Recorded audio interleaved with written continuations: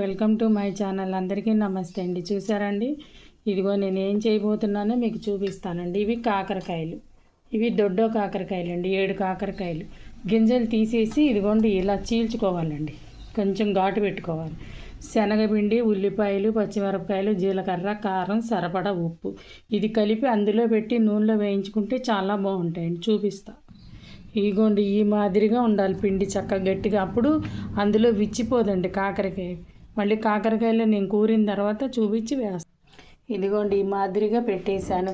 ఈ మిగిలిన పిండి అండి సాయంత్రం పూట ఎప్పుడైనా 4ంటికి పకోడీలు వేసుకోవచ్చు.